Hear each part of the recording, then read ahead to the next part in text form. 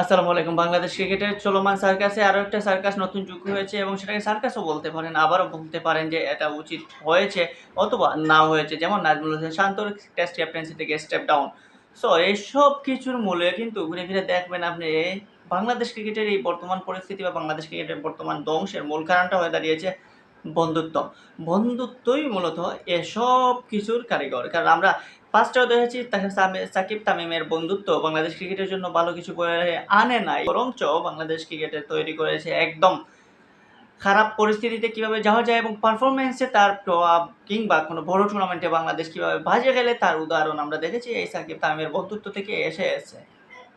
তো সেই মাত্রায় এখন আবার নতুন করে যোগ হয়েছে মিরাজ এবং শান্তর বন্ধুত্ব। মিরাজ এবং শান্তর বন্ধুত্বের মধ্যেই মাধ্যমে কি এই যাত্রাটা বা ইয়ের যে শান্তর যে স্টেপ ডাউনের শুরুটা সেটা কি এখান থেকেই সূত্রপাত নাকি অন্য কিছু?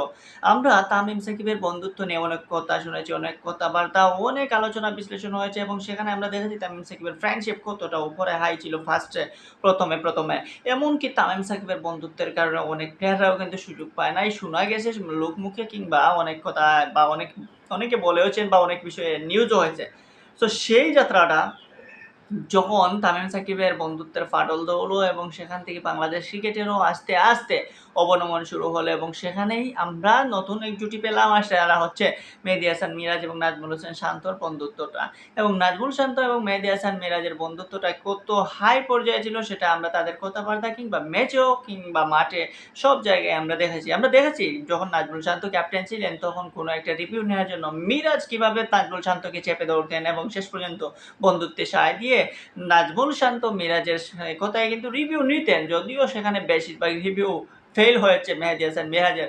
যাই হোক, এখন এই বন্ধুত্বটাই হয়তো কাল হয়ে দাঁড়িয়েছে শান্তর জন্য কিংবা মিরাজের জন্য। কারণ আপকামিং যে টেস্ট সিরিজ চলছে, ওডিআই ফর্ম সিরিজ কিংবা টি-20 সিরিজ আছে, সেখানে দেখা যাবে না শান্তর কোনো ক্যাপ্টেন্সি, সেখানে দেখা যাবে মিরাজের ওডিআই ক্যাপ্টেন্সি এবং টি-20তে লিটন দাসের ক্যাপ্টেন্সি। তো এই টেস্ট সিরিজ হওয়ার আগে শ্রীলঙ্কার টেস্ট সিরিজ শুরু হওয়ার আগে হঠাৎ করে নাজমুল শান্তকে ওডিআই ফরম্যাটের ক্যাপ্টেন্সি থেকে দূরে সরিয়ে দেওয়া হয় এবং সেখানে মেহেদী হাসান মিরাজের নাম চলে আসে এবং মেহেদী হাসান মিরাজকে ক্যাপ্টেন হিসাবে ঘোষণা করে বাংলাদেশ ক্রিকেট বোর্ড। এবং সেটা যথাযথ পর্যায়ে হয়েছে কিনা, যথাযথ নিয়ম মেনটেন করে হয়েছে কিনা সেটা আমরা জানি না। শোনা যাচ্ছে যে শান্ত এই বিষয়ে কোনো কিছুই জানেন না। যদি শান্তকে না জানিয়ে এভাবে ক্যাপ্টেন্সি থেকে সরিয়ে দেওয়া হয় তাহলে সেটা হবে বাংলাদেশ ক্রিকেট বোর্ডের অপেশাদারিত্ব। সেখানে প্রফেশনাল ক্রিকেট বলতে আছে কিছু আমরা জানি না, বা প্রফেশনাল ক্রিকেটে কিভাবে চলতে হয় সেটা আসলে ক্রিকেট বোর্ডের নতুন নির্বাচক, নতুন বোর্ড পরিচালক কিংবা প্রেসিডেন্ট ওরা জানেন কিনা সেটা আসলে বোধগম্য না। যাই হোক, এখান থেকেই হয়তো সূত্রপাত। এখন যখন মেহেদী হাসান মিরাজকে ওডিআই ফরম্যাটের ক্যাপ্টেন্সি দেওয়া হলো তখন শান্ত টেস্ট ক্যাপ্টেন্সিও ছাড়তে চাইলেন, কারণ শান্ত আগে বলেছিলেন যে তিনি টেস্ট এবং ওডিআই ফরম্যাটের ক্যাপ্টেন্সি দীর্ঘদিন করতে চান কিংবা ওডিআই ফরম্যাট নিয়ে তার আলাদা একটা প্ল্যান রয়েছিল। সেই প্ল্যানে হঠাৎ করে পানি ঢেলে দিল ক্রিকেট বোর্ড এবং সেখানে মেহেদী হাসান মিরাজকে ক্যাপ্টেন করে দিল, যে মেহেদী হাসান মিরাজ আবার নাজমুল শান্তর ঘনিষ্ঠ বন্ধু।